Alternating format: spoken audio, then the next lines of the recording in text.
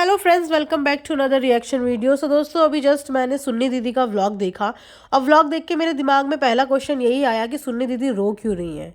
अगर सच्ची है तो भी क्यों रो रही हैं, अगर झूठी है तो भी क्यों रो रही हैं।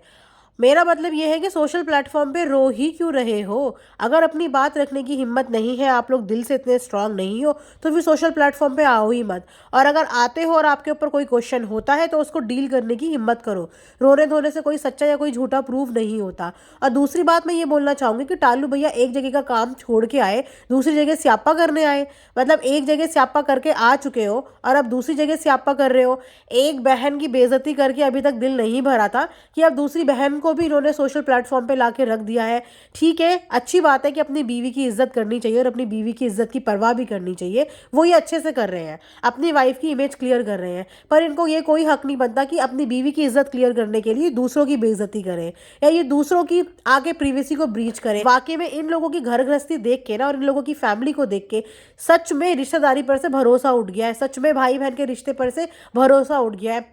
100 बात में एक बात तो सुन्नी दीदी ने सही बोली कि आज की डेट में तुम जैसे इन्फ्लुएंसर की वजह से, तुम जैसे कुछ लोगों की वजह से एक दूसरे के साथ फोन पे बात करने में भी डर लगता है कि सामने वाले से हम दिल की बात कैसे करें, क्योंकि क्या पता सामने वाला कब हमारे दिल की बात का किस तरीके से इस्तेमाल कर दे और उसको वायरल कर दे। मुझे पहले ये लगा कि शायद हो सकता है कि इसमें सुन्नी दीदी की मंजूरी होगी और दोनों मिलकर ही आपस में बात कर रहे होंगे और रिकॉर्ड कर रहे होंगे। बट मुझे अभी उनका व्लॉग देख के पता चला कि उनकी परमिशन के बिना गुपचुप तरीके से उनकी रिकॉर्डिंग की गई और उनकी रिकॉर्डिंग को सोशल प्लेटफॉर्म पे वायरल कर दी। भाई, इसका रीजन क्या था?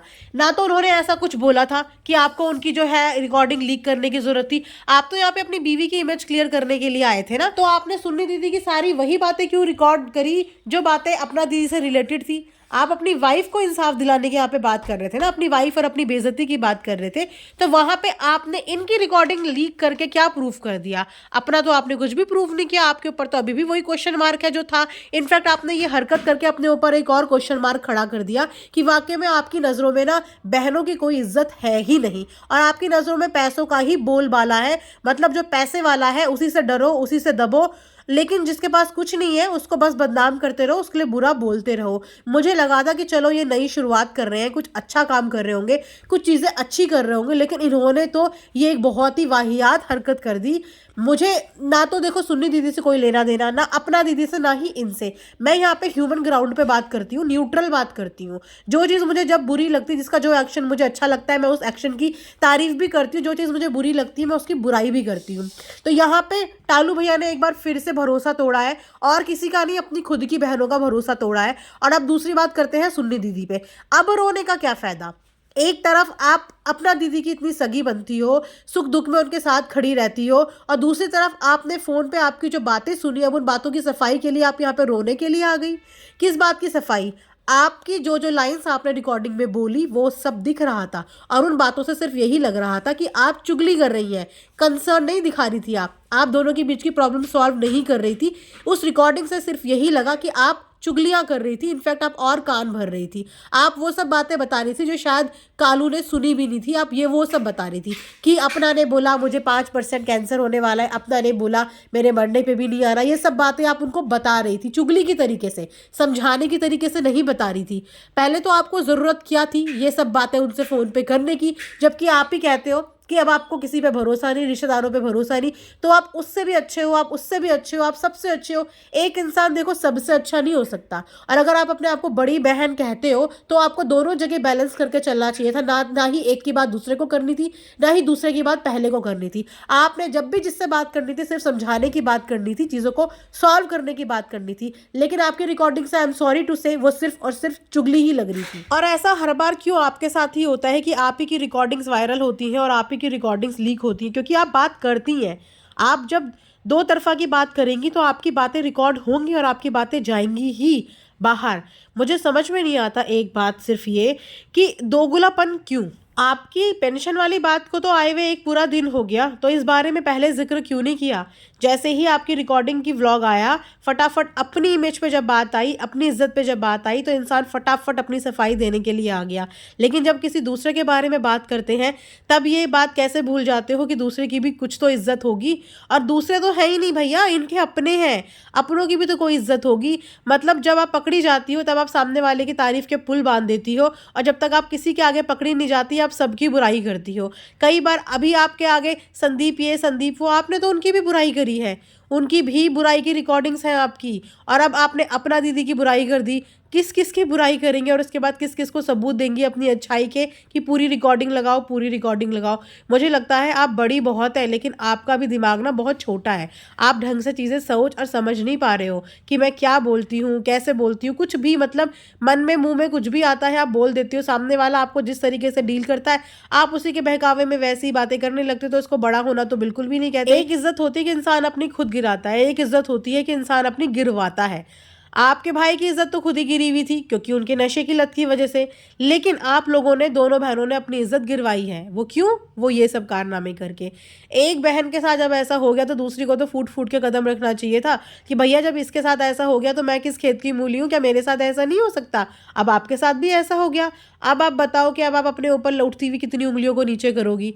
अब आप जो दुनिया को क्या सफाई दोगी, अब क्या नहीं दोगी? अब अगर दुनिया आप लोगों के बारे में बात करे तो क्यों ना करे, क्योंकि आपके घर की खुद ही चीज़ें पब्लिक प्लेटफॉर्म पे आके लीक हो जाती हैं। अब लीक हो जाती हैं तो उस पर बातें तो होंगी ना, उस पर सवाल भी उठेंगी, उस पर बातें भी होंगी। और आप पे तो सबसे ज़्यादा उंगली उठेगी कि आप किसकी सगी हो। कौन है ऐसा जिसके आप सगे हो कि हाँ आप ये बोल सको कि नहीं मैं इसकी सगी हूँ, इसके लिए मैं कुछ नहीं सुन सकती। आप सबके लिए सुनते हो, सबके लिए सबके बारे में सुनते हो, तो फिर तो पता नहीं कौन सी बड़ी बहन का फ़र्ज़ आप निभा रहे हो या कौन सा क्या कर रहे हो। मुझे देख के दोनों के लिए ही बहुत बुरा लगा। उस समय मुझे अपना दीदी के लिए भी बुरा लगा, अब मुझे आपके लिए भी बुरा लग रहा है, कि साथ ही साथ मुझे इस बात का गुस्सा भी आ रहा है कि तुम भाई बहनों के बीच के रिश्तों को हो क्या गया है। लोग बाहर वालों से कंट्रोवर्सी करते हैं, आप लोग अपने ही अपनों से कंट्रोवर्सी कर रहे हो, अपनों के ऊपर छीटाकाशी कर रहे हो। उससे क्या होगा? आपके परिवार की रेपुटेशन गिर रही है, किसी एक की नहीं गिर रही है, आपके पूरे परिवार की रेपुटेशन गिर रही है। परिवार में एक जना आगे बढ़ता है तो उसके जैसे बढ़ने की कोशिश करो, हिरसो या जेलस मत हो, कोशिश करो। कोशिश करो तो सब कुछ मिलता है, लेकिन जल भुन के बैठ जाओ एक जगह पे और सोचो कि मैं गलत चीज़ें करके ये मुकाम हासिल कर लूँगा, तो हर बार गलत करने वाला मुकाम हासिल नहीं करता। किसी किसी का 100 में तुक्का चल जाता है कि गलत भी कर लेता है और उसे ऊंचाइयाँ भी मिल जाती है, पर हर किसी का तुक्का नहीं चलता। सही का साथ दो, सच बोलो और सच करो। और ये गंदगी जो फैला दी है ना यहाँ पे भाई बहनों के रिश्तों के बीच में, इस गंदगी को टाइम रहते साफ कर लो। ये किसी के लिए भी अच्छा नहीं है, ये बहुत ही गंदे लेवल की गंदगी हो गई है। ये सारी बातें तभी क्यों उठती है जब तो आपके ऊपर उंगलियां उठ जाती हैं। ये सच्चाई आप लोगों के मुंह से पहले क्यों नहीं निकलती? या इस चीज़ का इंतजार करते हो कि नहीं ये हमारा बड़ा हथियार है, इसको हम छोटी नहीं, इसको हम बड़ी लड़ाई में इस्तेमाल करेंगे।